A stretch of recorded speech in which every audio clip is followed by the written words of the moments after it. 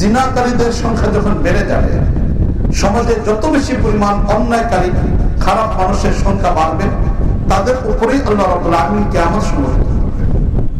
এই কথাই রাসূল করিম সাল্লাল্লাহু আলাইহি ওয়াসাল্লাম হাদিসের মধ্যে ইরশাদ করেছেন, তাকুমু সাআ আলা শিরারিল খালক, সবচেয়ে নিকৃষ্ট মানুষগুলোর উপরে কিয়ামত সংঘটিত হবে। এর জন্য যত দিন যাচ্ছে, একটা ঘন্টা যাচ্ছে, একটা দিন যাচ্ছে, একটা সপ্তাহ যাচ্ছে, একটা মাস যাচ্ছে, কিয়ামত কাছাকাছি আসতেছে, খারাপ মানুষের সংখ্যা দিনের পর দিন বাড়তেছে। ঠিক কিনা বলেন? আগের তুলনায় হিসাব করে দেখেন, গতকাল আমাদের জন্য যতটুকু ভালো ছিল, আজকে আমাদের জন্য ভয়াবহ আরেকটা সংবাদ নিয়ে আসতেছে। আগামীকাল আরেকটা সংবাদ আমাদের জন্য অপেক্ষা করতেছে, আরো কত ভয়াবহ অবস্থার মধ্যে আসতে পারে, এটার জন্য আমরা অপেক্ষায় থাকতে হচ্ছে। কেন? কারণ যতই দিন যাচ্ছে মানুষের ভিতরে মন্দটা প্রকাশ পাচ্ছে, আর কিয়ামতের আগে এই মন্দটা বেশি পরিমাণে প্রকাশ পাচ্ছে। আজকে মানবতা সম্পূর্ণভাবে বিসর্জিত হয়ে গেছে। মানুষের ভিতরে মমত্ববোধ এটা দূর হয়ে গেছে, মানুষের ভিতরে ভালোবাসা দূর হয়ে গেছে। আজকে মানুষ হিসেবে আরেকটা মানুষকে যে সম্মান করা দরকার ছিল, এটা আজকে আমাদের হৃদয় থেকে সম্পূর্ণ চলে গেছে। আজকে সমাজের পরিস্থিতি দিকে তাকিয়ে দেখি কত জটিল পরিস্থিতি আজকে সমাজে বিরাজমান রয়ে গেছে। জিনার ব্যাপকতা কি পরিমাণ বেড়ে গেছে। রাসূল করিম সাল্লাল্লাহু আলাইহি ওয়াসাল্লাম হাদিসের মধ্যে ইরশাদ করেছেন যে জিনা এত ব্যাপক হবে, এত ব্যাপক হবে যে রাস্তার পাশে দুইজনে জিনা করার মধ্যে লিপ্ত থাকবে, বাধা দেওয়ার মতো কেউ থাকবে না। মানুষের সামনে জিনা শুরু হয়ে যাবে। যাদের ভিতরে সামান্য পরিমাণ ঈমান থাকবে, যাদের ভিতরে আল্লাহর ভয় থাকবে, তারা নিজের গায়ের থেকে অথবা ঘর থেকে আইনা চাদর দিয়ে ঢাইকা দিবে যে ভাই অন্যায় করতেছো, ঠিক আছে ঢাইকা করো, প্রতিরোধ করার কোনো ব্যবস্থা থাকবে। আজকে আমাদের সমাজের দিকে তাকিয়ে দেখি এমন একটা পরিবেশ চলে আসতেছে। আজকে আমাদের সমাজে বাবার দ্বারা তার মেয়ে দর্শিত হচ্ছে। ঠিক কিনা বলেন? কিছুদিন আগেও পত্রিকাগুলিতে আসছে, সিলেটের এক মাদ্রাসায় এক মেয়ে লেখাপড়া করতো, বাবার দ্বারা সেই মেয়ে দর্শিত হচ্ছে। গত পরশু দিনে ফেসবুক সহ বিভিন্ন পত্রিকা ইয়েতে আসছে, অনলাইনের পত্রিকা আসছে যে এক মাদ্রাসার ছাত্রী, সে এখন বাড়িতে আসতে চায়। মা পেরেশান হয়ে গেছে যে মেয়েকে বাড়িতে আনতে যাবে, বন্ধের সময়টার মধ্যে মেয়ে বাড়িতে আসবে, অথচ মেয়ে বাড়িতে আসতেছে না। মা পেরেশান হয়ে গেছে। শেষ পর্যন্ত মেয়েকে যখন জিজ্ঞেস করছে কেন এরকম করতেছ, মেয়ে কান্না করা আরম্ভ করছে। তখন বলতেছে এই কথা যে বাড়িতে যখন যাই, তুমি ঘরে না থাকলে বাবা আমার সাথে খারাপ কাজ করে। তাহলে একটা সমাজ কি পরিমাণ নোংরা হলে, একজন বাবা কি পরিমাণ নোংরা হলে আজকে এই অবস্থা হতে পারে যে বাবার দ্বারা একটা মেয়ে দর্শিত হয়। এটা ভিন্ন কোনো জায়গা না, এটা আমার আপনার চারিপাশে, আমার আপনার চতুর্পাশে আমাদের এই সোনার বাংলাদেশে এই ধরনের ঘটনা সংঘটিত হচ্ছে। আর কেউ করতেছে না, মেয়ে মাদ্রাসায় পড়তেছে, যে বাবা তার মেয়েকে মাদ্রাসা দেয় তার ভিতরে দ্বীনের অনুমতি আছে, সে একজন মুসলমান। যে মেয়েকে মাদ্রাসায় দিচ্ছে সেও মুসলমান, যে বাবা তার মেয়েকে মাদ্রাসায় দিচ্ছে সেও মুসলমান। ঘটনা ঘটতেছে কোনো হিন্দুর দ্বারা নয়, ঘটনা অন্য কারো কাছে নয়, এই ঘটনা ঘটতেছে একজন মুসলমানের পরিবারে এই ঘটনা ঘটতেছে। গত সপ্তাহের পত্রিকাগুলোতে আসছে, টাঙ্গাইল শহরে এক ছেলে বিয়ে করছে, মেয়েকে বিয়ে করছে, বিয়ে করে স্ত্রীকে বাড়িতে নিয়ে গেছে। যখন স্ত্রীকে বাড়িতে নিয়ে গেছে, স্ত্রীকে 3 দিন পর্যন্ত এখানে রাখছে। এখন আদরের মেয়ে মা দেখার জন্য, মেয়েকে দেখার জন্য ছেলের বাড়িতে গেছে, মেয়ে শ্বশুর বাড়িতে গেছে মেয়েকে দেখার জন্য। সেখানে গিয়ে মা আরো 3 দিন থাকলো। সব মিলে মেয়ে শ্বশুর বাড়িতে থাকলো 1 সপ্তাহ, শাশুড়ি, ছেলের শাশুড়ি, মেয়ের মা, সে গেল 3 দিনের জন্য। এই 3 দিনের ভিতরে মেয়ের সাথে সম্পর্ক নষ্ট হয়ে মার সাথে জামাইয়ের সম্পর্ক হয়ে গেছে। এবং গত শুক্রবার ঘটনা আসছে, পত্রিকাগুলোতে আসছে, দৈনিক সব পত্রিকাগুলোতে রিপোর্টটা আসছে। গত শুক্রবারে সামাজিক ভাবে মেয়েকে তালাক দিয়ে মার সাথে এই জামাইয়ের বিয়ে হয়ে গেছে। তাহলে এটা তো আমাদের সমাজের ঘটনা, যেটা অহরহ এই ধরনের ঘটনা ঘটেছে। একজন বাবা, তার কুলটা হলো সন্তানের জন্য সবচেয়ে নিরাপদ একটা জায়গা। বাবার কুল, মার কুল, এর চেয়ে তো সুন্দর কোন জায়গা, নিরাপদ কোন জায়গা সন্তানের জন্য হতে পারে না। সবকিছুর চেয়ে সবচেয়ে শ্রেষ্ঠ জায়গা, নিরাপত্তের জায়গা হলো বাবার কুল। গত সপ্তাহের পত্রিকাতে যেটা আসলো, সুনামগঞ্জে 2 বছরের ছেলে তুহিনকে হত্যা করা হলো। 2 বছরের ছেলে তুহিনকে হত্যা করা হলো। বাবার সাথে ঘুমাইতে এই ছেলে, আর এই ছেলেকে রাতের বেলা বাবা তার কুলের মধ্যে রাখছে, আর চাচা এসে এই ছেলেকে বাবার কুলে হত্যা করছে। 2 বছরের একটা ছোট্ট বাচ্চা বাবার কোলে তাকে মেরে ফেলা হচ্ছে। চাচা যেখানে এসে স্নেহের ভালোবাসা দেওয়ার কথা ছিল, চাচা এসে হত্যা করতেছে, বাবার কোলে সন্তান রয়ে গেছে। আর পাশের মানুষেরকে প্রতিশোধ নেওয়ার জন্য পরিকল্পিতভাবে এই বাচ্চাকে হত্যা করা হয়েছে।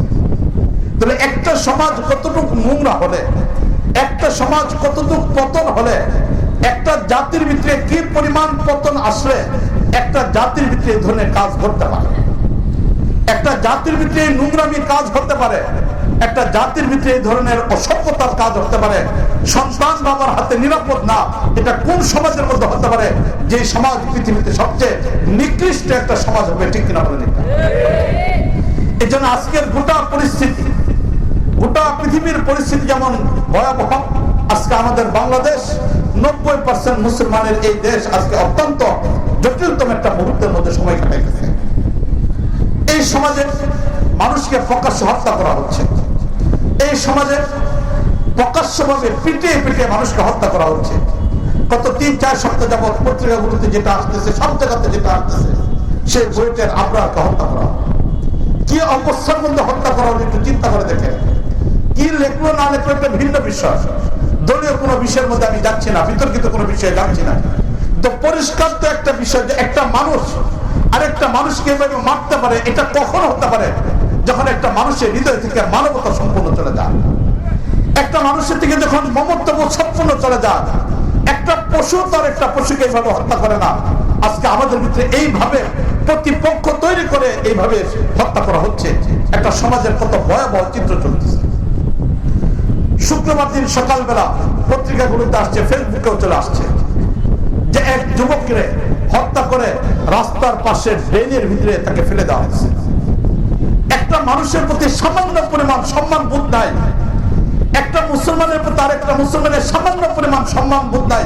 এই তো হলো আমার সমাজ, যে সমাজে আমি আপনি বসবাস করতেছি।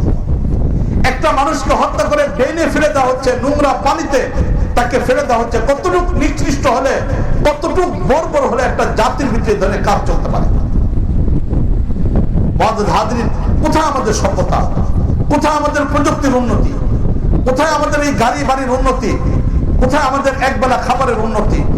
খাদ্যের দিক থেকে এই দেশ স্বয়ংসম্পূর্ণ হয়ে যাচ্ছে, স্লোগান দেওয়া হচ্ছে। অর্থনৈতিক ভাবে এই দেশ আগে বাড়তেছে, এই স্লোগান আজকে দেওয়া হচ্ছে। পদ্মা সেতু সহ বিভিন্ন সেতু তৈরি করে এই দেশকে মডেল বানানো হচ্ছে, বিশ্বের বিভিন্ন জায়গায় দেশকে মডেল বানানো হচ্ছে। কিন্তু মানবতার দিক থেকে আজকে আমরা কোথায় চলে যাচ্ছি? আমরা তো প্রযুক্তি চাই না, এই দেশে নিরাপত্তার সাথে থাকতে চাই। আমরা তো ভিন্ন কোনো কিছু চাই না, অভাব অনটনে হোক, কিন্তু মানবতার সাথে থাকতে চাই, ইজ্জতকে নিয়ে থাকতে চাই, ইসলামকে নিয়ে থাকতে চাই, দিনকে নিয়ে থাকতে চাই, পরিবারের বন্ধনের সাথে থাকতে চাই, আরাম আয়েশের এক জিন্দেগি। আমরা আত্মীয়তার বন্ধনকে সবচেয়ে প্রাধান্য থাকতে চাই, ঠিক কিনা বলেন? এটাই তো আমাদের দেশ ছিল, এটাই তো আমাদের ইতিহাস ছিল, এটাই তো বাঙালি জাতির সংস্কৃতি ছিল। এই জাতির যখন খাবার ছিল না, অভাব ছিল, তখন এই জাতি একে অন্যকে হত্যা করে নাই, খাবারের জন্য হত্যা করে নাই, চাকরির জন্য হত্যা করে নাই, আদর্শের কারণে কেউ কাউকে হত্যা করে নাই। এটাই ছিল এই বাঙালি জাতির আদর্শ। মুসলিম জাতি হিসেবে তো অন্যের জীবনকে রক্ষা করা, এটা তো একটা ধর্মীয় কাজ। আজকে বাঙালি জাতির আদর্শ আমাদের থেকে ছুটে গেছে, ধর্মীয় অনুভূতি বিষয়গুলো আজকে আমাদের থেকে ছুটে চলে গেছে। মূল যে বিষয়টা থাকা দরকার ছিল মানবতা, এটাও আজকে আমাদের কাছ থেকে চলে গেছে। এইভাবে পৃথিবীর বুকে একটা জাতি টিকে থাকতে পারে না, এইভাবে একটা জাতি কখনো পৃথিবীর বুকে টিকে থাকতে পারে না। এই জাতির ধ্বংস অনিবার্য হয়ে যাবে, এই জাতির সব বন্ধন ছিন্ন হয়ে যাবে, এই জাতির ভিতরে সবকিছুর পতন চলে আসবে। প্রযুক্তি কোনো কাজে আসবে না, উন্নয়ন কোনো কাজে আসবে না, কোন ধরনের কোনো বস্তু কাজে আসবে না যদি জাতির নৈতিকতার পতন চলে আসে। এই জন্য জাতির ভিতরে যদি নৈতিকতা তৈরি করতে হয়, তাহলে আমাদের ফিরে যেতে হবে রাসূল করিম সাল্লাল্লাহু আলাইহি ওয়াসাল্লামের আদর্শের দিকে। মুআজ্জাজ হাজরিন, আজকে সমাজকে সামনে রাখেন, আজকে সমাজকে সামনে রাখেন, এর পাশাপাশি রাসূল করিম সাল্লাল্লাহু আলাইহি ওয়াসাল্লামের সেই যুগের সমাজকে আপনি সামনে রাখেন। 1400 বছর আগে রাসূল করিম সাল্লাল্লাহু আলাইহি ওয়াসাল্লাম যে সমাজের মধ্যে আসছিলেন, সেই সমাজের একটু চিত্রটাকে আপনি আপনার সামনে নিয়ে আসেন। রাসূল করিম সাল্লাল্লাহু আলাইহি ওয়াসাল্লামের যুগের ভিতরে মদের ব্যাপক প্রচলন ছিল। আজকে যেমন মদের ব্যাপক প্রচলন, রাসূল করিম সাল্লাল্লাহু আলাইহি ওয়াসাল্লামের যুগের ভিতরে মদের প্রচলন ছিল।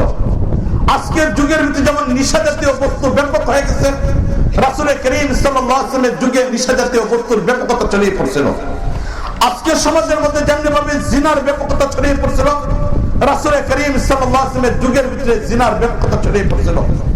আজকের সমাজের ভিতরে যেমন নারীর অবমাননা করা হচ্ছে, নারীকে বিভিন্ন ধরনের পণ্যের বস্তু বানানো হচ্ছে, নারীকে আনন্দ উপকরণের বস্তু বানানো হচ্ছে, রাসূল করিম সাল্লাল্লাহু আলাইহি ওয়াসাল্লামের যুগেও নারীকে এই পর্যায়ে নিয়ে যাওয়া হয়েছিল।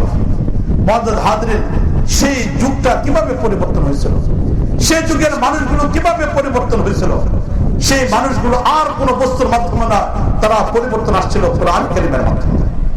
এই জন্য আমি যে হাদিসটা আপনাদের সামনে তেলাওয়াত করেছিলাম, সেই হাদিসের ভিতরে হযরত উমর ইবনে খাত্তাব রাদিয়াল্লাহু তাআলা আনহু থেকে বর্ণিত, আন উমর ইবনে খাত্তাব রাদিয়াল্লাহু তাআলা আনহু قال قال رسول الله صلى الله عليه وسلم ان الله يرفع بهذا الكتاب اقواما, যারা এই কোরআন কারীমকে নিজেদের জীবনের মধ্যে নিয়ে আসবে, যারা এই কোরআন কারীমকে তার ব্যক্তি জীবনে আসবে, যারা এই কোরআন কারীমকে তার পারিবারিক জীবনে আনবে, যারা এই কোরআন কারীমকে তার সামাজিক জীবনে আসবে, যারা এই কোরআন কারীমকে তার রাষ্ট্রীয় জীবনের মধ্যে আনবে, আল্লাহ রাব্বুল আলামিন সেই জাতিকে উন্নতি দান করবেন। ব্যক্তির জীবনে কোরআন কারীম আসলে ব্যক্তি আলোকিত হয়ে যাবে, ব্যক্তির জীবন পরিবারের জীবনে কোরআন কারীম আসলে পরিবার আলোকিত হয়ে যাবে, সমাজের ভিতরে কোরআন কারীম বাস্তবায়ন হয়ে গেলে সমাজ আলোকিত হয়ে যাবে। যদি রাষ্ট্রের ভিতরে কোরআন আইন বাস্তবায়ন হয়ে যায়, রাষ্ট্র গোটা পৃথিবীর মধ্যে আলোকিত হয়ে যাবে। আর যদি এই কোরআনকে বাদ দেয়, এই কোরআন যদি রাষ্ট্র বাদ দিয়ে দেয়, রাষ্ট্র ক্ষতিগ্রস্ত হবে। এই কোরআন কারীমকে যদি সমাজ বাদ দিয়ে দেয়, সমাজ ক্ষতিগ্রস্ত হবে। এই কোরআন কারীমকে যদি পরিবার বাদ দিয়ে দেয়, পরিবার ক্ষতিগ্রস্ত হয়ে যাবে। যদি এই কোরআন কারীমকে ব্যক্তি বাদ দিয়ে দেয়, ব্যক্তির জীবন ক্ষতিগ্রস্ত হয়ে যাবে। মুআজ্জাজ হাজরিন, রাসূল করিম সাল্লাল্লাহু আলাইহি ওয়াসাল্লাম সব কিছুর পরিবর্তন করেছিলেন কোরআন কারীমের মাধ্যমে। এই কোরআন কারীমের মাধ্যমে সব কিছুকে পরিবর্তন করে ফেলছিলেন। চিন্তা করে দেখেন, সেই বড় বড় মানুষগুলো কোন পর্যায়ে চলে আসছিল, সেই অধঃপতিত মানুষগুলো কোন পর্যায়ে চলে আসছিল। হযরত উমর ফারুক রাদিয়াল্লাহু তাআলা আনহু জীবনের দিকে তাকিয়ে দেখেন, হযরত উমর ফারুক রাদিয়াল্লাহু তাআলা আনহু সমাজের কত নিকৃষ্ট একটা মানুষ, এলাকার সবচেয়ে নিকৃষ্ট একটা যুবক, সব ধরনের সন্ত্রাসী কাজের সাথে জড়িত।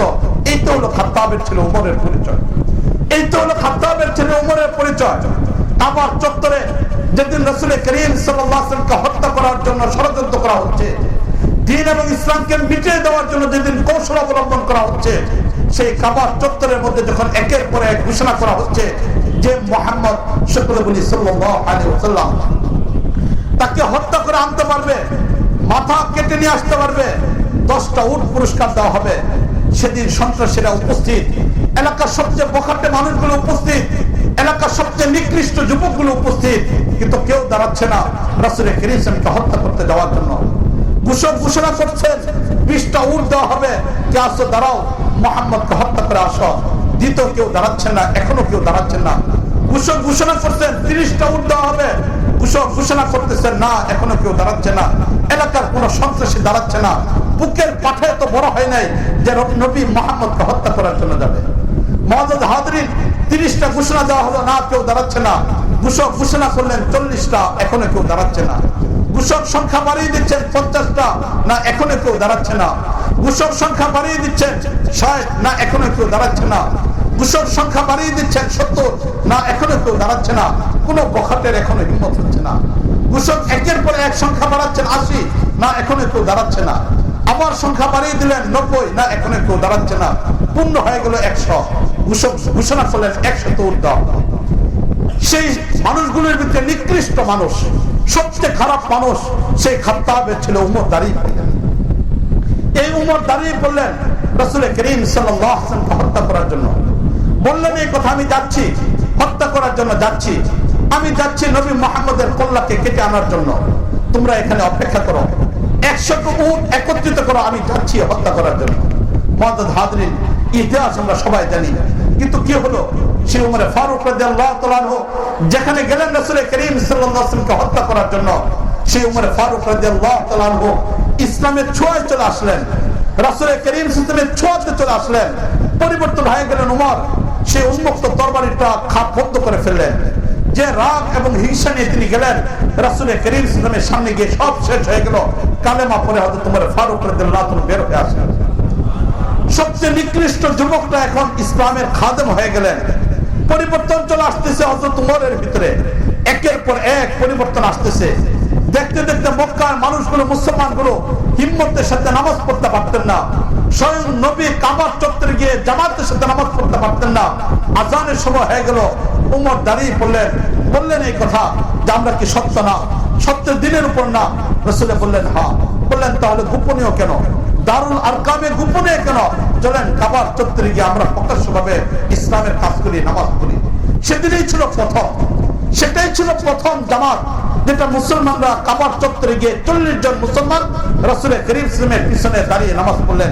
সেটাই ছিল প্রথম জামাত, প্রকাশ্যভাবে ইসলামের এক জামাত হযরত উমর ফারুক রাদিয়াল্লাহু আনহুর মাধ্যমে আল্লাহ রাব্বুল আলামিন প্রতিষ্ঠা করে দিয়েছেন।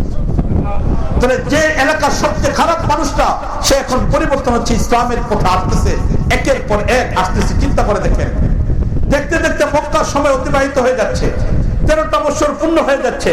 রাসূল করিম সাল্লাল্লাহু আলাইহি ওয়াসাল্লাম দাওয়াত দিচ্ছেন, একের পর এক দাওয়াতের কাজ করে যাচ্ছেন।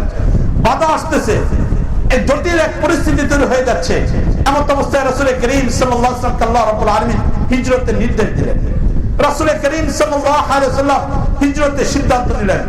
রাসূল করিম ঘোষণা দিয়ে দিলেন হিজরত করো। সর্বপ্রথম হিজরতকারী সাহাবী হলেন মুসআব বিন উমাইর রাদিয়াল্লাহু তাআলা আনহু, যিনি মক্কা থেকে মদিনায় হিজরত করলেন। তিনি হলেন প্রথম সাহাবী। দ্বিতীয় নম্বর জুবাইর ইবনে আওয়াম রাদিয়াল্লাহু তাআলা আনহু, তিনি হিজরত করে গেলেন। তৃতীয় নম্বর উম্মে মাকতুম রাদিয়াল্লাহু তাআলা আনহু, তিনি হিজরত করলেন।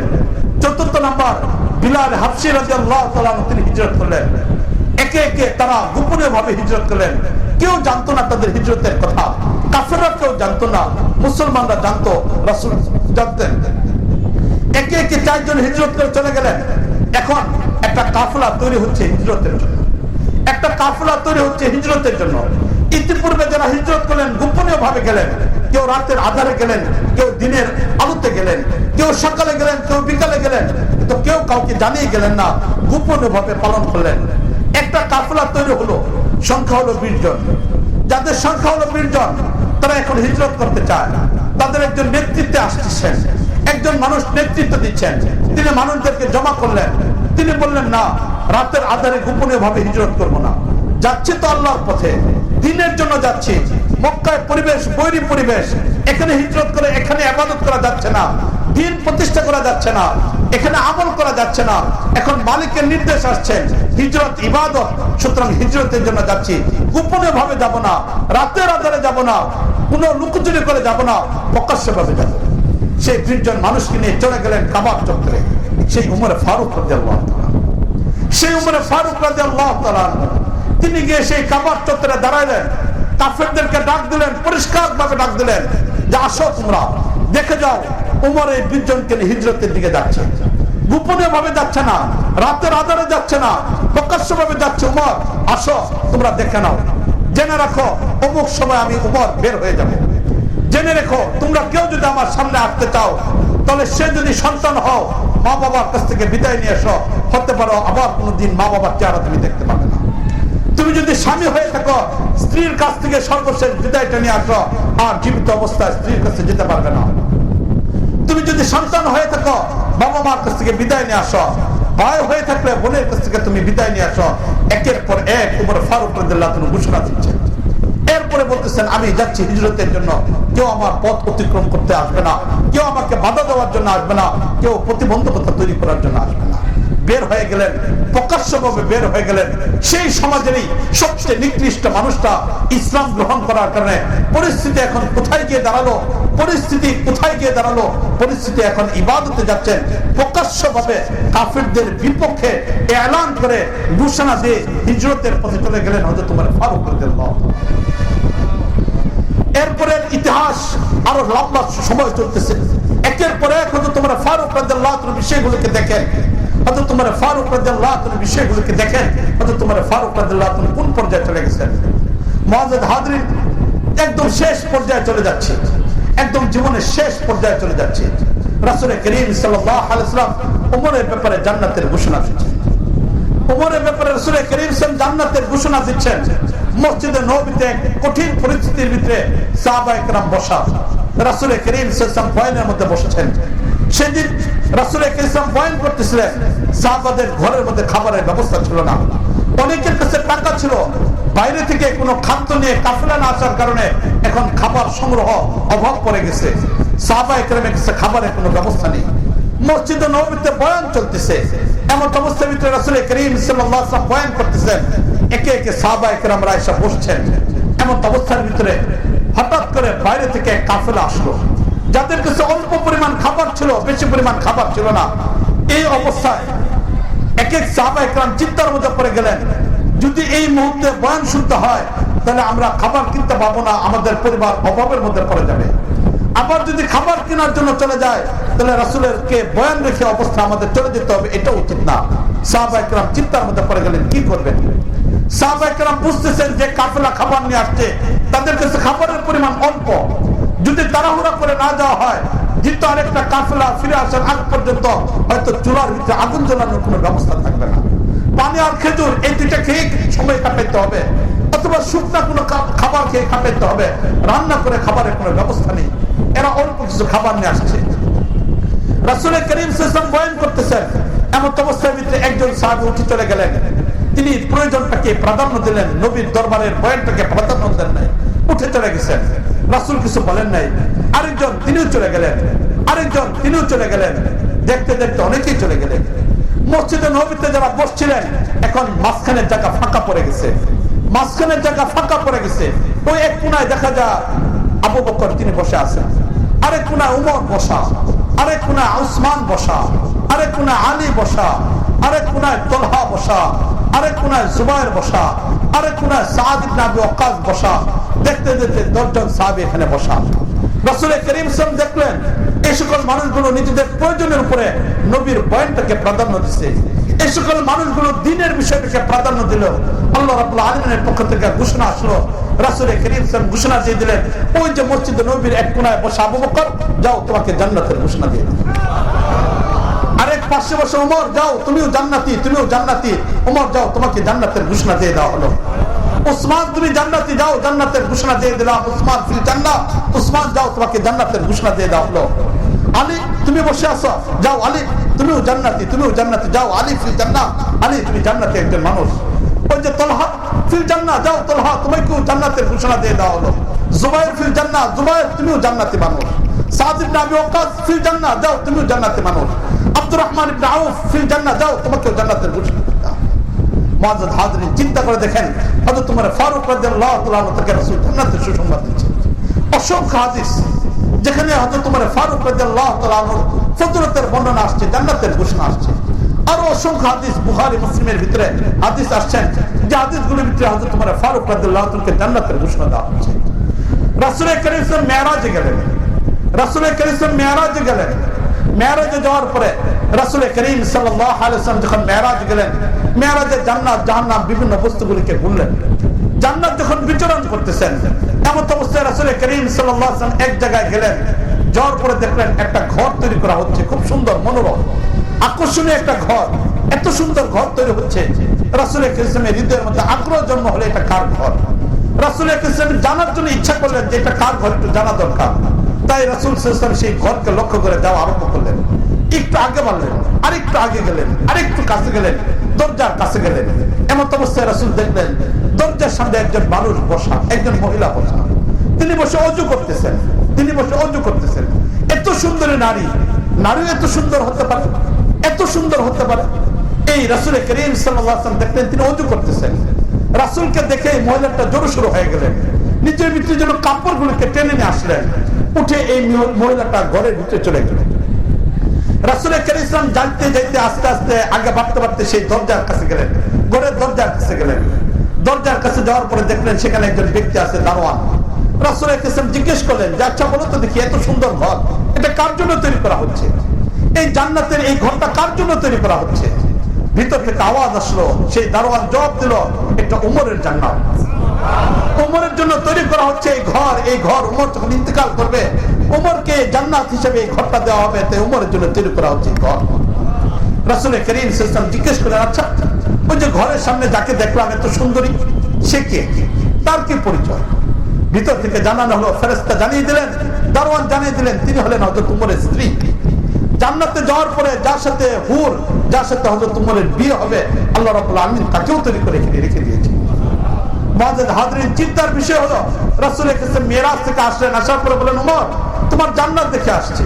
উমর, যার সাথে তোমার বিয়ে হবে সেই হুরটাকে পর্যন্ত দেখে আসছি।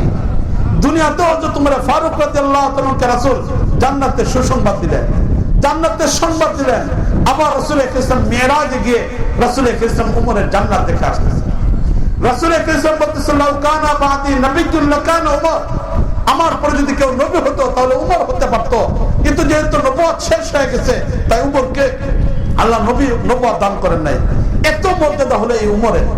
মুআজ্জাজ হাজরিন, এই উমরের এত মর্যাদা, অথচ এলাকার সবচেয়ে বকাট্টে মানুষ, সবচেয়ে খারাপ মানুষটাই তো ছিল এই উমর। আজকে এই উমর কোথায় পৌঁছে গেলেন?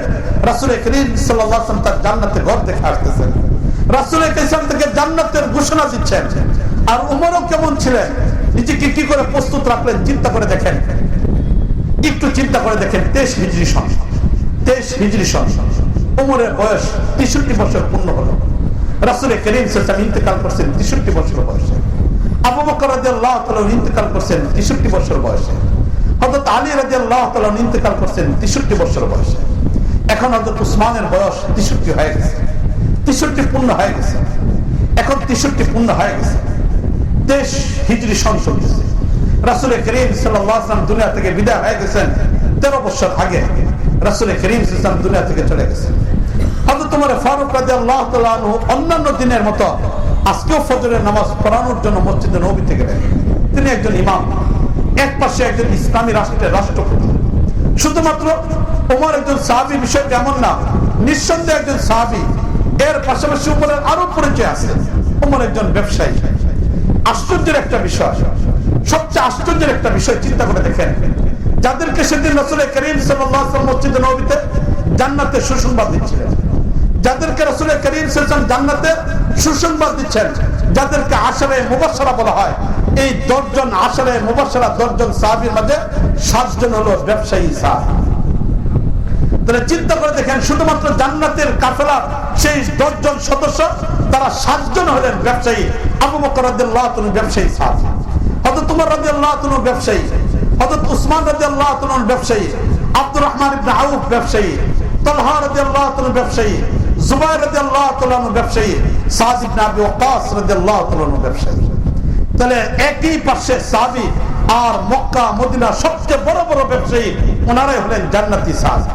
আমরা তো অনেকেই ব্যবসাটাকে ভিন্নভাবে দেখি, মনে করি ব্যবসা করার কারণে মনে হয় তারা বোধ আর দুনিয়ার কাজের মধ্যে লিপ্ত হয়ে গেছে, জান্নাতের কোন কাফেলায় শরীক হতে পারবে না। কিন্তু চিন্তা করে দেখেন, যাদেরকে রাসূল করিম সাল্লাল্লাহু আলাইহি ওয়াসাল্লাম একই বছরে জান্নাতের সুসংবাদ দিচ্ছেন, তাদের 10 জনের ভিতরে 7 জন হলো ব্যবসায়ী সাহাবী, যারা ব্যবসার সাথে জড়িত ছিলেন। শুধু এতটুকুই নয়, আজকে তো ইসলামকে রাষ্ট্র থেকে আলাদা করে ফেলছি, ইসলামকে তো রাষ্ট্র থেকে আলাদা করে ফেলছি। অবস্থা এত জটিল দাঁড়াইছে, রাষ্ট্র আজকে আলাদা হয়ে গেছে, ইসলাম আলাদা হয়ে গেছে। হুজুর উলামায়ে কেরাম মসজিদের মধ্যে চলে গেছে, আর রাষ্ট্র পরিচালনা করার জন্য কিছু খারাপ মানুষ তারা ক্ষমতায় চলে যাচ্ছে। ঠিক না বলেন? আজকে দুইটাকে ভাগ করা হয়েছে। অথচ এই যে 10 জন সাহাবায়ে কেরাম, যাদেরকে রাসূল করিম সাল্লাল্লাহু আলাইহি ওয়াসাল্লাম জান্নাতের সুসংবাদ দিচ্ছেন, আবু বকর রাদিয়াল্লাহু তাআলা আনহু তিনি হলেন রাষ্ট্রপতি। আবু বকর রাদিয়াল্লাহু তাআলা জান্নাতি সাহাবী, তিনি রাষ্ট্রপতি। হযরত উসমান গনি রাদিয়াল্লাহু তাআলা রাষ্ট্রপতি, তিনি একজন জান্নাতি সাহাবী। রাসূল সাল্লাল্লাহু আলাইহি ওয়াসাল্লাম তাকে জান্নাতের ঘোষণা দিলেন। হযরত উমর ফারুক রাদিয়াল্লাহু তাআলা রাষ্ট্রপতি, রাসূল করিম সাল্লাল্লাহু আলাইহি ওয়াসাল্লাম যার ব্যাপারে জান্নাতের ঘোষণা দিলেন। হযরত আলী রাদিয়াল্লাহু তাআলা রাষ্ট্রপতি, যার ব্যাপারে রাসূল করিম সাল্লাল্লাহু আলাইহি ওয়াসাল্লাম জান্নাতের ঘোষণা দিয়েছেন। তাহলে চিন্তা করে দেখেন, একজন রাষ্ট্রপতি, পরবর্তীতে যারা রাষ্ট্রপতি হলেন, রাসূল করিম সাল্লাল্লাহু আলাইহি ওয়াসাল্লাম এদের ব্যাপারে জান্নাতের ঘোষণা দিচ্ছেন। এই জন্য যারা ইসলামের শত্রু, তারা ইসলামকে রাষ্ট্র থেকে আলাদা করে, রাষ্ট্রকে ইসলাম থেকে আলাদা করে। যারা ইসলামের শত্রু, তারা রাষ্ট্রকে ইসলাম থেকে আলাদা করে, ইসলামকে রাষ্ট্র থেকে আলাদা করে রাখে। না হলে জীবনের সাথে যদি সম্পর্কশীল হয়, শান্তিময় একটা দেশ যদি আমরা চাই, তাহলে রাষ্ট্র যদি শান্তিময় অবস্থা তৈরি না হয়, তাহলে শান্তিময় দেশ কোনদিন তৈরি করা সম্ভব না। এই জন্য পরিবর্তন সর্বক্ষেত্রে আসতে হবে, একদম তৃণমূল থেকে সর্বোচ্চ পর্যায়ের মানুষের ভিতরে পরিবর্তন আসতে হবে, তাহলেই সুন্দর একটা দেশ পরিণত হবে। মুআজ্জাজ হাজরিন, আলোচনা করতেছিলাম যে এই যে 10 জন সাহাবীর মধ্যে 4 জন তারা হলেন রাষ্ট্রপতি। এরপর আরো সাহাবায়ে কেরামের দিকে তাকিয়ে দেখেন রাষ্ট্রপতি হয়েছেন কিনা। রাসূল করিম সাল্লাল্লাহু আলাইহি ওয়াসাল্লাম জান্নাতি সাহাবাদের তালিকা বললেন, যুবক সাহাবাদের তালিকা বললেন রাসূল, যুবকদের সর্দার কে হবে? বলেন কে হবে? রাসূল ঘোষণা দিয়েছেন হাসান হুসাইন রাদিয়াল্লাহু তাআলা আনহুমা শাবাব আহলিল জান্নাহ, জান্নাতি যুবকদের তারা সর্দার হবে। সাইয়্যিদা শাবাব আহলিল জান্নাহ, জান্নাতি যুবকদের সর্দার হবে কে? হাসান এবং হুসাইন রাদিয়াল্লাহু তাআলা আনহু। রাসূল করিম সাল্লাল্লাহু তাদেরকে জান্নাতের ঘোষণা দিচ্ছেন। এই হাসান রাদিয়াল্লাহু তাআলা একজন রাষ্ট্রপতি, জান্নাতি সাহাবী, জান্নাতের ঘোষণা আসতেছে জমিনে, আর তিনি হলেন ইসলামী রাষ্ট্রের রাষ্ট্রপতি হাসান রাদিয়াল্লাহু তাআলা।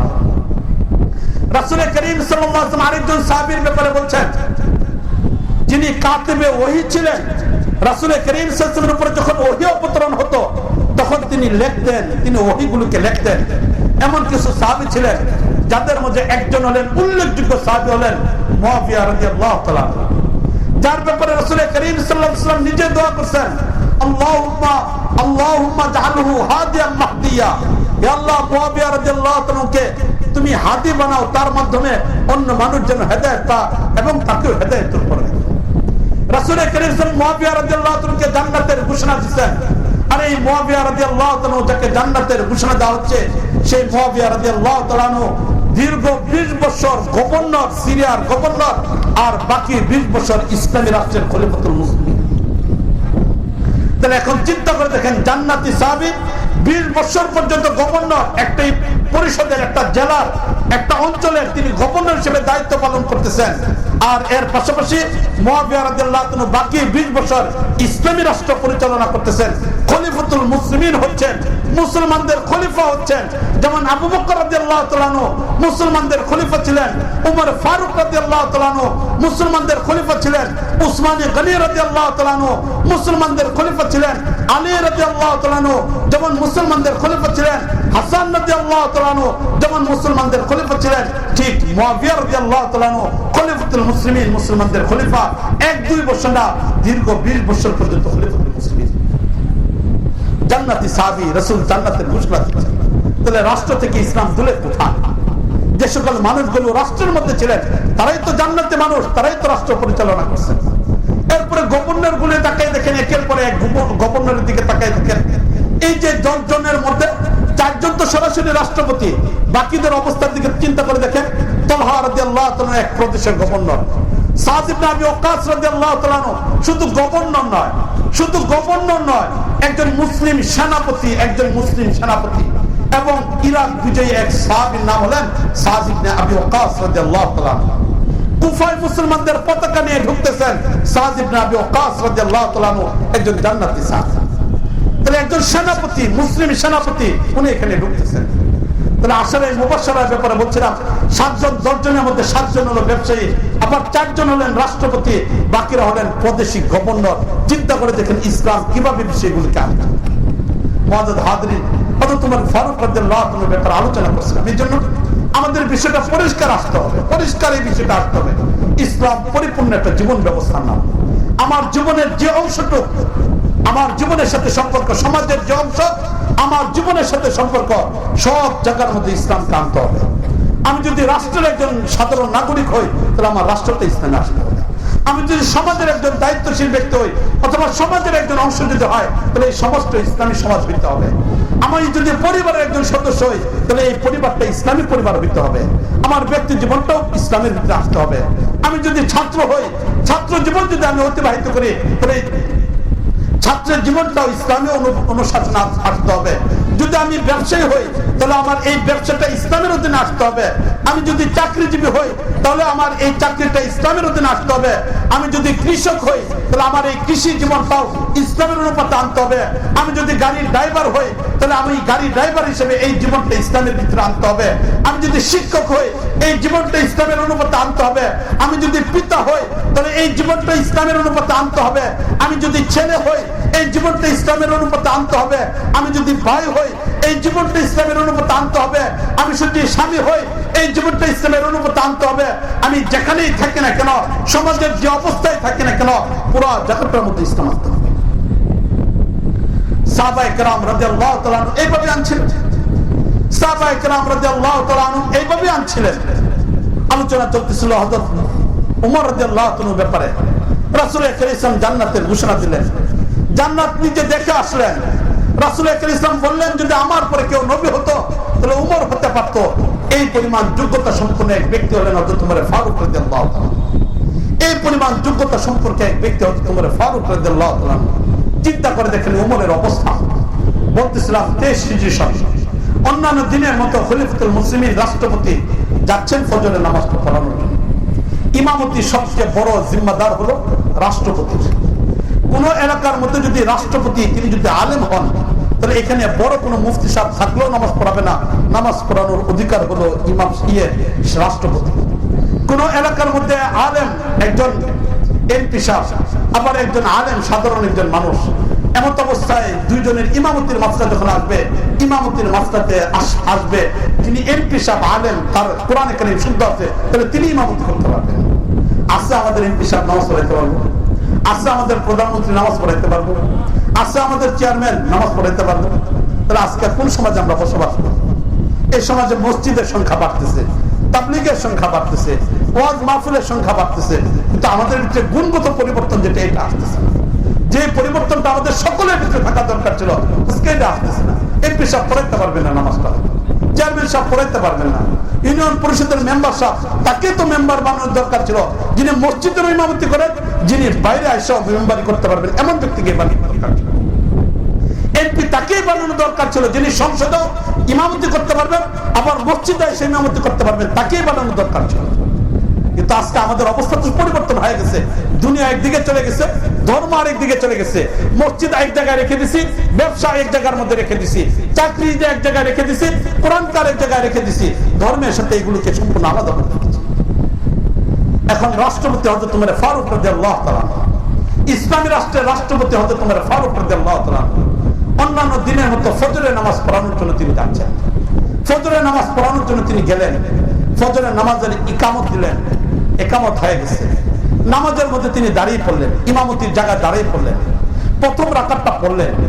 প্রথম রাকাত থেকে যখন সিজদা থেকে উঠলেন, সিজদা থেকে উঠেও পড়লেন আল্লাহু আকবার বলে সিজদা থেকে উঠলেন। কিন্তু দ্বিতীয় সিজদা থেকে আর উঠতেছেন না হযরত ওমর। দ্বিতীয় সিজদা থেকে আর ওমর উঠতেছেন না। পিছনে মুসল্লি যারা ছিল তারা তাসবিহ পড়তেছেন। কেউ তিনবার তাসবিহ পড়ে ফেলছেন, কেউ 6 বার পড়ে ফেলছেন, কেউ হয়তো একটু বেশি পরিমাণ পড়ে ফেলছেন, 9 বার পড়ে ফেলছেন। সংখ্যা বাড়তেছে, সংখ্যা বাড়তেছে, 12 বার হয়ে যাচ্ছে, 15 বার হয়ে যাচ্ছে, 18 বার হয়ে যাচ্ছে, 21 বার হয়ে যাচ্ছে। তাসবিহ পড়তেছেন, পিছনে সিজদা তাসবিহ পড়তেছেন, কিন্তু এখনো পর্যন্ত ওমর তাকবীর বলতেছেন। দেরি হয়ে যাচ্ছে। কি হলো উমরের? বুঝে আসতেছে না। সবাই সিজদার মধ্যে তাসবিহ পড়তেছেন, বুঝে আসতেছে না।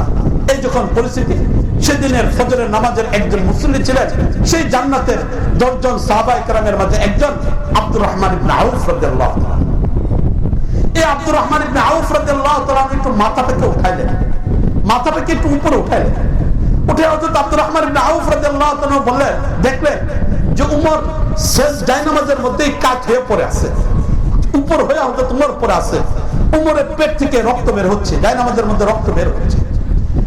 এক ইহুদি হযরত ওমর ফারুক রাদিয়াল্লাহু তাআলা পেটের মধ্যে আঘাত করছে, উমর বেহুশ হয়ে গেছেন। জায়নামাজের মধ্যে উমর বেহুশ হয়ে গেছেন। আঘাতটা ভয়াবহ। আব্দুর রহমান ইবনে আউফ রাদিয়াল্লাহু তাআলা আগে বললেন, আল্লাহু আকবার বলে আগে বললেন, ইমামের জায়গায় গিয়ে দাঁড়াইলেন। দাঁড়ানোর সাথে সাথে অন্যরা সিজদা থেকে উঠলো। উঠার পরে এখন আব্দুর রহমান ইবনে আউফ রাদিয়াল্লাহু তাআলা বাকি এক রাকাতের ইমামতি করলেন। এই জন্য ইমামের পিছনে এমন ব্যক্তিকে দাঁড়াইতে হয়, ইমামের যদি কোথাও ভুল হয়ে যায় তাহলে সে যেন ঠিক করে দিতে পারে না। এটা হলো মাসালা, এটা হলো মাসালা।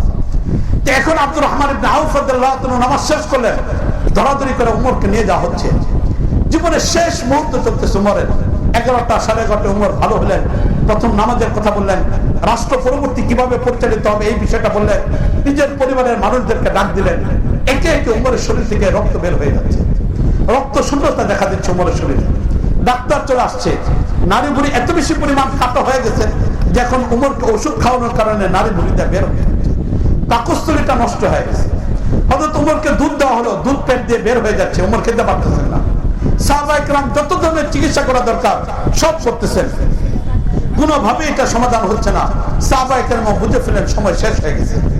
হযরত ওমর ফারুক রাদিয়াল্লাহু তাআলা আনহু বুঝে ফেললেন সময় চলে যাবার, লাস্ট মুহূর্ত চলতেছে। হযরত ওমর ফারুক লাস্ট মুহূর্ত চলতেছে। ছিলেন কোথায়? সেই বকতে মানুষটাই তো ছিলেন। আজকে একটু চিন্তা করে দেখেন, মাঝখানে তো নবী কতগুলো সুসংবাদ দিয়ে গেলেন, জান্নাতটা পর্যন্ত দেখে আসলেন। সেই উমরের অবস্থাটা কি একটু চিন্তা করে দেখেন। এই উমরে ফারুক রাদিয়াল্লাহু তাআলা লাস্ট মুহূর্ত চলতেছে। ছেলে ইবনে উমরকে বললেন, ইবনে উমর, বিছনা থেকে আমাকে মাটিতে নামায় দাও, বিছনা থেকে আমাকে মাটিতে নামায় দাও। ইবনে উমর বললেন, পরিবারের মানুষরা বললেন, কেন, কি হয়েছে এমন যে আপনাকে এই মুহূর্তে বিছনা থেকে মাটিতে নামাইতে হবে? উমর বলতেছেন যে না, বেশি সময় নেই, বেশি সময় নেই, বেশি কথাবার্তা বলো না, বেশি সময় নেই, বেশি সময় নেই, তাড়াতাড়ি করো। ইবনে উমর বলতেছেন যে আচ্ছা বলেন কেন? বলতেছেন না, তাড়াতাড়ি করো, আমাকে মাটিতে নামাই দাও।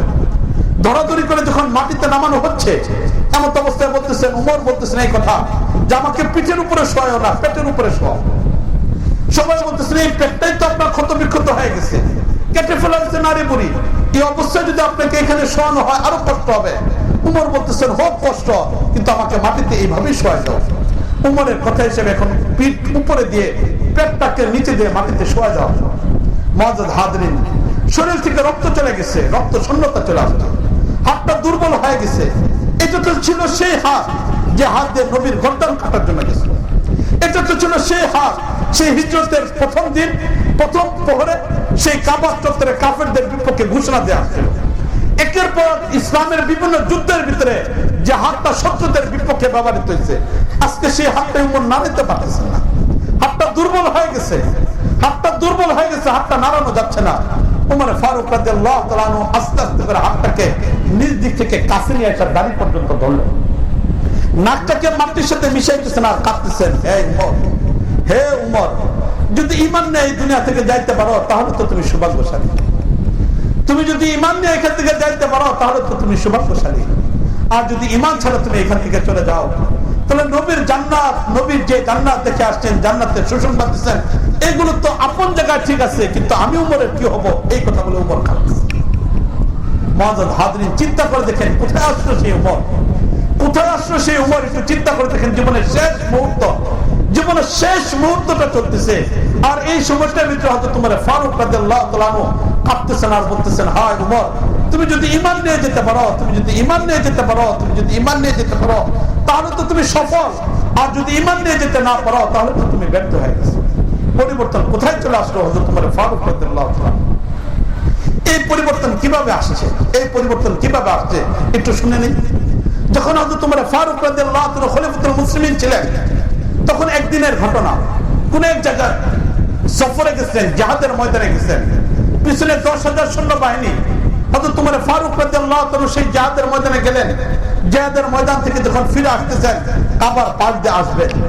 উমর রাদিয়াল্লাহু তাআলার ইচ্ছা হলো যে কাবার চত্বরটার ভিতরে যাবেন এবং কাবা ঘর তওয়াফ করে তিনি আসবেন। যখন কাবার কাছে গেলেন, খালি একটা মাঠ দেখে হযরত ওমর দাঁড়িয়ে পড়লেন। পিছনে 10,000 সৈন্যবাহিনী, যাদের গায়ের মধ্যে যুদ্ধের পোশাক রয়েছে, অতিরিক্ত কাপড় রয়ে গেছে, প্রচন্ড গরম, উত্তপ্ত মরুভূমি, এমন অবস্থার ভিতরে উমর দাঁড়ানো, পিছনের মানুষগুলো দাঁড়ানো অবস্থার মধ্যে রয়ে গেছে। এই অবস্থার ভিতরে উমর নীরব, নিস্তব্ধ, কারোর সাথে কোনো কথা বলেন না। কি জন্য হয়েছে উমরের? হঠাৎ করে উমর এখানে দাঁড়ানো কেন? সবাই চিন্তার মধ্যে পড়ে গেল। সেদিনে সেই কাফেলা হযরত হুযায়ফা রাদিয়াল্লাহু তাআলা ছিলেন, যিনি সাহিবু সিররে রাসূলুল্লাহ, রাসূল করিম সাল্লাল্লাহু আলাইহি ওয়াসাল্লামের সবচেয়ে গোপন কথাগুলো জানতেন, সেই হুযায়ফা রাদিয়াল্লাহু তাআলা ছিলেন। এই হুযায়ফা রাদিয়াল্লাহু তাআলা ওমরকে জিজ্ঞেস করলেন, ওমর, ঘটনাটা কি? তুমি কেন এখানে দাঁড়ানো? তোমার এই দাঁড়ানোর কারণে তো অন্যদের কষ্ট হচ্ছে। ওমর ফারুক রাদিয়াল্লাহু তাআলা তখন বললেন যে পুরাতন একটা কথা মনে হয়ে গেছে। বললো, কি কথা মনে হয়েছে? বলছে, এই যে খালি মাঠটা দেখতেছো, এই মাঠে একসময় বকরি চড়াইতাম, বাবা আমাকে গালিগালাজ করতেন, ঠিক মতো বকরিও চড়াইতে পারতাম না, এই জন্য বাবা গালিগালাজ করতেন। আজকে দেখো উমরের দিকে, যে উমর আজকে ইসলামী রাষ্ট্রের রাষ্ট্রপতি হয়ে গেছে, আর এর পিছনে 10,000 সৈনিক রয়ে গেছে। তখন উমরে বলতেছে এই কথা যে আজকে বাবার কথা মনে হয়েছে, যদি আজকে আমার বাবা থাকতেন তাহলে আজকে আমাকে দেখে আশ্চর্য হয়ে যেতেন। খাত্তাব যদি আজকে পৃথিবীতে বাকি থাকতেন তাহলে আজকে এই অবস্থা দেখে আশ্চর্য হয়ে যেতেন। মুআজ্জাজ হাজরিন, হুযায়ফা রাদিয়াল্লাহু তাআলা তখন জিজ্ঞাসা করেছিলেন, ওমর, এই পরিবর্তনটা তোমার কিভাবে আসছে? ওমর ফারুক রাদিয়াল্লাহু তাআলা বলেন, পরিবর্তন ভিন্ন ভাবে আসে না, কোরআন কারীমের ছোঁয়ার মধ্যে আসে। কোরআনে কারিমে ছোঁয়ার মাধ্যমে পরিবর্তনটা আসছে, ছোঁয়ার মাধ্যমে পরিবর্তন আসছে। মুআজ্জাজ হাজরিন, রাসূল করিম সাল্লাল্লাহু আলাইহি ওয়াসাল্লাম যে পরিবর্তন সাহাবায়ে কেরামের ভিতরে আনছিলেন, এই পরিবর্তনটা কিসের মাধ্যমে আনছিলেন? কোরআন কারিমের মাধ্যমে আনছিলেন, কোরআন কারিমের ছোঁয়ার মাধ্যমে আনছিলেন। এই জন্য আমি আপনাদের সামনে যে কোরআন কারিমের আয়াত তেলাওয়াত করছি, এই আয়াতের মধ্যে আল্লাহ রাব্বুল আলামিন বলেছেন ইয়াসিন ওয়াল কুরআনিল হাকীম, কোরআন কারিম হলো হিকমতপূর্ণ কিতাব। এই কিতাবের সাথে যে ব্যক্তি সম্পর্ক হয়ে যায়, এই ব্যক্তির ভিতরে আল্লাহ রাব্বুল আলামিন হিকমত দান করে ফেলেন, বিভিন্ন কৌশল দান করে ফেলেন, বিভিন্ন ধরনের ইলম দান করে ফেলেন, বিভিন্ন ধরনের আল্লাহ রাব্বুল আলামিন পদ্ধতি তার ভিতরে বের করে দেন। দুনিয়াতে এই কোরআন কারীমের যারা অনুসরণ করে তাদেরকে আল্লাহ রাব্বুল আলামিন ইজ্জতের জিন্দেগি দেন, বিভিন্ন ধরনের অবস্থা থেকে আল্লাহ রাব্বুল আলামিন তাদেরকে মুক্ত পবিত্র এক জিন্দেগি দান করেন। পাকিস্তানের পার্লামেন্টে দুইজন আলেম সদস্য, একজন মুফতি মাহমুদ রহমতুল্লাহ আলাইহি, আরেকজন গোলাম গাউস হাজরাবি রহমতুল্লাহ আলাইহি। মুফতি মাহমুদ রহমতুল্লাহ আলাইহি, গোলাম গাউস হাজরাবি রহমতুল্লাহ আলাইহি, তারা পাকিস্তানের পার্লামেন্টের সদস্য। যখন পাকিস্তানের পার্লামেন্টের এই দুই আলেম সদস্য ওনারা সংসদের মধ্যে বসছেন, পাকিস্তানের সহ গোটা পৃথিবীর স্বাভাবিক গতিতে পার্লামেন্টে বসার একটা পদ্ধতি থাকে, পদ হিসেবে, অবস্থান হিসেবে তাদেরকে পার্লামেন্টে বসার সুযোগ করে দেওয়া। হিসেবে মুফতি মাহমুদ সাহেব রহমতুল্লাহ আলাইহি, গোলাম গাউস হাজরাবি রহমতুল্লাহ আলাইহি, ওনারা বড় আলেম হিসেবে পার্লামেন্টের সদস্য হিসেবে প্রথম সারির চেয়ারগুলোর ভিতরে ওনাদেরকে বসার সুযোগ দেওয়া। এমত অবস্থার ভিতরে একবার যখন সংসদ চলতেছে, পাকিস্তানের সংসদ চলতেছে, এমন টাইমের ভিতরে পাকিস্তানের সংসদের ভিতরে দুই তিনজন মহিলাও ছিলেন, তারা সংসদের সদস্য ছিলেন, এমপি ছিলেন। ওনাদের আসতে বিলম্ব হয়েছে। বিলম্ব হওয়ার কারণে সাধারণ নিয়ম হলো এটা, পরবর্তীতে কেউ যখন আসে তাদের নির্ধারিত চেয়ারে বসার আগে পার্লামেন্টের প্রথম সারির যে সকল সদস্যরা বসে থাকেন তাদের সাথে মুসাফা করে তারপরে বসতে হবে। এটা হলো স্বাভাবিক ভদ্রতা, স্বাভাবিক নিয়ম, পার্লামেন্টের এই হলো নিয়ম। এখন মুফতি মাহমুদ রহমতুল্লাহ আলাইহি উনি এখানে বসছেন, গোলাম গাউস হাজরাবি রহমতুল্লাহ আলাইহি পার্লামেন্টের এমপি হিসেবে প্রথম সারিতে বসলেন।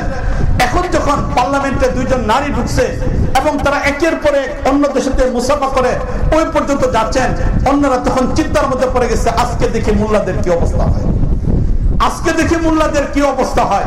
কারণ এখন যদি এই নারীর সাথে হাত মিলায় ইসলামের বিপরীত একটা কাজ হবে, মুসাফা করলে বিপরীত কাজ হবে। আর যদি মুসাফা না করে তাহলে সংকীর্ণ মনের পরিচয় দেখা দিবে, যদি মুসাফা না করে তাহলে সংকীর্ণ মনের পরিচয় দেখা দিবে। আর যদি মুসাফা করে তাহলে শরীয়তের মাসলার বিপরীত হলো, এত বড় দুইজন আলেম এরা শরীয়তের মাসলার বিপরীত কাজ করবে। অন্যান্যরা এখন টিটকারি পারা আরম্ভ করছে, অন্যরা এখন সমালোচনা আরম্ভ করছে, পরস্পর একে অন্যদিকে তাকাইতেছে, দেখি আজকে মোল্লারা কি করে। যখন এই পরিস্থিতি এমন অবস্থায় একের পরে এক অন্যদের সাথে এমপিরা হাত করে মুসাফা করে যাচ্ছেন, মহিলা এমপিরা মুসাফা করে যাচ্ছেন। যখন মুফতি মাহমুদ সাহেবের সামনে গেলেন, মুফতি মাহমুদ সাহেব তখন বললেন যে দেখেন, মুসাফাটাও সওয়াবের কাজ, মুয়ানাকা করাটাও সওয়াবের কাজ, আসেন নাকি আপনার সাথে একটু মুয়ানাকা করে লই, আসেন আপনার সাথে একটু মুয়ানাকা করে লই। এখন একজন পুরুষ তো একজন মহিলার সাথে মুয়ানাকা করতে পারে না। যখন এই কথা বললো, মহিলারা বললো না না দরকার নেই, মুসাফারও দরকার নেই, মুয়ানাকার দরকার নেই। এখন বাদল আসলো কাদের পক্ষ থেকে? দুই নারীর পক্ষ থেকে আসলো। বাস এখন তারা এমনি আস্তে আস্তে চলে গেল। অন্যরা আশ্চর্য হয়ে গেল যে কি কৌশল আল্লাহ রাব্বুল আলামিন মুফতি মাহমুদের মাথার মধ্যে ঢেলে দিয়ে দিচ্ছেন। মুয়ানাকা তো তিনি করবেন না, মুসাফাই তিনি করেন না, তিনি মুয়ানাকা করবেন কেমনে? কিন্তু আল্লাহ রাব্বুল আলামিন ওই যে কোরআনে কারীম ইয়াসিন ওয়াল কুরআনিল হাকীম, এই যে কোরআনে কারীম হিকমতপূর্ণ, কোরআনে কারীমের সাথে সম্পর্ক হওয়ার কারণে আল্লাহ রাব্বুল আলামিন মাথার মধ্যে ব্রেনটা দিয়ে দিয়েছে। মুফতি মাহমুদ বলতেছেন মুয়ানাকা করে এরা এখন চলে গেছে, না মুসাফার দরকার নেই। এটা কিভাবে আল্লাহ রাব্বুল আলামিন দিয়ে দিয়েছেন? কোরআনে কারীম হিকমতপূর্ণ, কোরআনে কারীমের সাথে সম্পর্ক হওয়ার কারণে। এজন্য আল্লাহ রাব্বুল আলামিন যুগে যুগে কোরআনে কারীমের সাথে যারা সম্পর্ক হয় এদেরকে আল্লাহ রাব্বুল আলামিন ইজ্জতের জিন্দেগি দান করেন। সর্বশেষ একটা ঘটনা বলে আলোচনা শেষ করব যে আল্লাহ রাব্বুল আলামিন কোরআনের সাথে সম্পর্ক হলে, হিকমতপূর্ণ কোরআনে কারীম এই কোরআনের সাথে সম্পর্ক হলে কিভাবে আল্লাহ রাব্বুল আলামিন মানুষের বুদ্ধি বের করে দেন, আলোচনাকে বের করে দেন, একটু চিন্তার বিষয় দেখেন। ভারত উপমহাদেশের গোটা পৃথিবীর বলতে গেলে বর্তমানে সবচেয়ে উল্লেখযোগ্য প্রতিষ্ঠান দারুল দেওবন্দ। এই দারুল দেওবন্দের মুহতামিম যিনি ছিলেন কারি তৈয়ব সাহেব রহমতুল্লাহ আলাইহি, দীর্ঘ বলতে গেলে প্রায় 50 বছরের মুহতামিম ছিলেন কারি তৈয়ব সাহেব রহমতুল্লাহ আলাইহি। দারুল দেওবন্দ 1866-তে প্রতিষ্ঠা হয়েছে। 1866-তে প্রতিষ্ঠা হওয়ার পরে 1970-এর দিকে 80-র দিকে আসা দারুল দবল তার 100 বছর পূর্তি উপলক্ষে একটা প্রোগ্রাম করতে চাইছে। যখন এই প্রোগ্রামটা করতে চাইছে, এই উপলক্ষে গোটা বিশ্বের বিভিন্ন জায়গায় দারুল দেওবন্দের ছাত্ররা ছড়ানো আছে, দারুল দেওবন্দের হিতাকাঙ্ক্ষীরা আছে। এত বিশাল করে একটা প্রোগ্রাম করবেন, অর্থেরও প্রয়োজন আছে। এই জন্য দারুল দেওবন্দের মুহতামিম সাহেব কারি তৈয়ব সাহেব রহমতুল্লাহ আলাইহিকে দায়িত্ব দেওয়া হলো ইউরোপের বিভিন্ন জায়গায় সফরের জন্য। একবার কারি তৈয়ব সাহেব রহমতুল্লাহ আলাইহি ইউরোপে এক জায়গায় সফরের মধ্যে গেলেন। যখন সফরের মধ্যে গেলেন, পত্রিকাগুলো খুব বড় আকারে নিউজ করছে, এটা সংবাদ পরিবেশন করছে, এটা যে দারুল দেওবন্দের মুহতামিম সাহেব আসতেছেন কারি তৈয়ব সাহেব রহমতুল্লাহ আলাইহি। তো এখন যখন এই সংবাদ পত্রিকাগুলোতে আসছে, আসার পর এখন কারি তৈয়ব সাহেব রহমতুল্লাহ আলাইহিকে দেখার জন্য খ্রিস্টান বড় বড় 2-3 জন পাদ্রী চলে আসলো ওনার সাথে কথাবার্তা বলবে। এই যখন কথাবার্তা বলবে এমন অবস্থার ভিতরে হঠাৎ করে এক খ্রিস্টান পাদ্রী কারি তৈয়ব সাহেব রহমতুল্লাহ আলাইহিকে বললেন যে মৌলানা সাহেব, আপনি তো ভারত থেকে আসছেন, আমাদের দেশে আসছেন, যে দেশ থেকে আপনি আসছেন, যে দেশের মানুষের প্রতিনিধি হিসেবে আসছেন, আপনারা তো মুসলমান, আপনারা মুসলমানরা ইসলামকে মহব্বত করেন না, আপনারা মুসলমানরা ইসলামকে মহব্বত করেন না, আপনারা এমন একটা ধর্মের অনুসরণ করেন। আমরা মুসলমানরা ইসলামকে মহব্বত করি কিনা ভাই? অবশ্যই করি। কিন্তু এখন কারি তৈয়ব সাহেব রহমতুল্লাহ আলাইহিকে বললেন যে আপনারা মুসলমানরা ইসলামকে পছন্দ করেন না, মহব্বত করেন না। তো কারি তৈয়ব সাহেব রহমতুল্লাহ আলাইহি বললেন যে আমরা যে ইসলামকে মহব্বত করি না, এর প্রমাণ কি? প্রমাণটা কি বলো? তো তখন বলতেছে এর প্রমাণ হলো এটা যে তোমরা ইসলামের জন্য রাষ্ট্রীয়ভাবে কখনো কোনো বাজেট পেশ করো না। আমাদের দেশে শিক্ষা মন্ত্রণালয় কিভাবে পরিচালিত হবে, শিক্ষা কার্যক্রম কিভাবে চলবে, রাষ্ট্রীয় বাজেটের মধ্যে এটা ঘোষণা হয় কিনা বলেন? সামরিক ঘোষণা দেওয়া হয়, সামরিক বাজেট পেশ করা হয়, শিক্ষার ক্ষেত্রে ব্যবহার করা হয়, যোগাযোগের ক্ষেত্রে বাজেট দেওয়া আছে, সব জায়গার জন্য বাজেট আছে। আপনাদের এই মাহফিলের জন্য সরকারি কোনো বাজেট আছে? মসজিদের ইমাম সাহেবের কোনো বাজেট আছে? মাদ্রাসা পরিচালনার জন্য কোনো বাজেট আছে? তাহলে সরকার মুসলমান না? সরকার মুসলমান না বলেন কিনা? তাহলে এটার বাজেটটা গেল কই? দরকার তো ছিল এটার বাজেট সবার আগে ঘোষণা করা। যেহেতু সে মুসলমান, ইমান নিয়ে দুনিয়া থেকে যাইতে হবে, ধর্মীয় কাজের মাধ্যমে মানুষের ভিতরে পরিবর্তন আসবে, ধর্মীয় জায়গা যেগুলো আছে এগুলোর জন্য ঠিক মতো চলে, এর জন্য তো আগে বাজেট এটা দরকার ছিল, ঠিক না বলেন? এটা কিন্তু আজকে অবস্থা অন্যরকম হয়ে গেছে, পরিস্থিতি ভিন্ন রকম হয়ে গেছে। এখন এই খ্রিস্টান পাদ্রী বলতেছে এই কথা যে তোমরা তো ধর্মটাকে পছন্দ করো না, যার কারণে সরকারের পক্ষ থেকে কোনো বাজেট নাই, এমনকি তোমাদের চাকরি থেকে একটা পার্সেন্টেজ কাটটা তোমরা দাও, এরকম কোন মুসলমান দেশে মুসলমানদের উপর বাধ্যবাধকতা নেই। কিন্তু আমাদের খ্রিস্টান যারা আছে তারা ব্যক্তিগত উদ্যোগে দেয়, আমাদের ধর্মীয় যে মাহফিল গুলো হয়, ধর্মীয় পাদ্রীরা যারা আছে তাদের উদ্যোগে টাকা পয়সা সংগ্রহ করা হয়, এমনকি সরকারের আমাদের বেতন থেকে একটা টাকা কেটে রেখে দেয়। সর্বোপরি সরকার সে এরকম কি করার জন্য একটা বাজেট পেশ করে। তাহলে আমরা আমাদের ধর্মের জন্য এত টাকা খরচ করি, তোমরা তো তোমাদের ধর্মের জন্য সামান্য পরিমাণ টাকা খরচ করো না, তাহলে ধর্মের প্রতি তোমাদের ভালোবাসা আছে, এটা কেমনে প্রমাণ পাওয়া? কি জটিল একটা প্রশ্ন করে ফেললো কারি তৈয়ব সাহেব রহমতুল্লাহ আলাইহি। কিন্তু আল্লাহ রাব্বুল আলামিন যে কোরআনে কারীমের সাথে মিশাই দিয়েছেন ইয়াসিন ওয়াল কুরআনিল হাকীম, হিকমতপূর্ণ কোরআনের সাথে তো সম্পর্ক। উলামায়ে কেরামের সম্পর্ক কার সাথে? হিকমতপূর্ণ কোরআনে কারীমের সাথে সম্পর্ক। এখন কারি তৈয়ব সাহেব রহমতুল্লাহ আলাইহি উত্তর দিতেছেন, ভালো করে বুঝেন, উত্তর দিতেছেন আরে মিয়া, টাকা পয়সা খরচ করা আর না করে এটা ভালোবাসার সাথে সম্পর্ক না। আসলে বিষয় হলো এটা যে তোমাদের ধর্মটা হলো মরা ধর্ম আর আমাদের ধর্মটা হলো জীবন্ত ধর্ম, এই হলো মূল বিষয়টা। এখন সবাই বলতেছে, পাদ্রীরা বলতেছে হুজুর এটা কেমনে কইলেন? তখন কারি তৈয়ব সাহেব রহমতুল্লাহ বললেন যে দেখো, মরা মানুষ নিজে নিজে চলতে পারে না, মরা মানুষ নিজে নিজে চলতে পারে না, এর অন্যের সহযোগিতায় চলতে হয়। আর যে জীবিত মানুষ সে একলা একলাই চলতে পারে। আমাদের ইসলামটা এটা জীবন্ত একটা ধর্ম, এই জীবন্ত ধর্ম হওয়ার কারণে সরকারের বাজেটের প্রয়োজন পড়ে না, কারো কোনো টাকা পয়সার দরকার পড়ে না। আল্লাহ রাব্বুল আলামিন মুসলমানদের অন্তরে ধাইলা দেন আর মুসলমানরা ধর্মের জন্য অকাতরে টাকা পয়সা ব্যয় করা আরম্ভ করে, ঠিক না? এটা ইসলাম জীবন্ত ধর্ম, এটা প্রমাণ। কারি তৈয়ব সাহেব রহমতুল্লাহ আলাইহি বলতেছেন আমাদের ইসলামটা জীবন্ত ধর্ম, এই জন্য টাকা পয়সা দরকার পড়ে না, সরকারের কোনো কিছু দরকার পড়ে না। আর তোমাদেরটা মরা ধর্ম, এটা চলতে পারে না, চলানোর জন্য এই টাকা পয়সা দেওয়া তাদের টেনে টেনে নেওয়ার দরকার পড়ে। মুআজ্জাজ হাজরিন, এটা কখন? যখন কোরআনের সাথে আমাদের সম্পর্ক হবে, তাফসীরুল কোরআনের এই মাহফিল। এই জন্য এই তাফসীরুল কোরআন এটা তো অনেক জটিল একটা বিষয়, এই কোরআনে কারীমের উপর আলোচনা এটা তো লম্বা একটা বিষয়, লম্বা একটা বিষয়। আয়াত শুধু তেলাওয়াত করছিলাম আর এটার উপরে একটা হাদিস পড়ছিলাম, এটুকুর উপরে আলোচনা করলাম। এজন্য আসুন, বিশাল এই কোরআন এটা মানুষের জীবনের পরিবর্তনে আসবে। বিশেষ করে শুরু অংশের ভিতরে সমাজের যে চিত্রটা আমি আপনাদের সামনে তুলে ধরছি, এটা এমন একটা চিত্র যে চিত্রটা আমাদের সমাজের সবার চোখের সামনে, ঠিক না বলেন? এটা গোপনীয় কোনো বস্তু না যে হুজুরদের কাছে আলাদাভাবে আসছে, হুজুররা তার কিতাব থেকে বাইর করে বলছে, বিষয়টা এমন না। এটা আমার আপনার দেখা, এ দেশের প্রতিটা সুস্থ নাগরিকের জন্য দেখা একটা বস্তু এটা। সুতরাং এই পতিত জাতিকে যদি আমরা পরিবর্তন করতে চাই,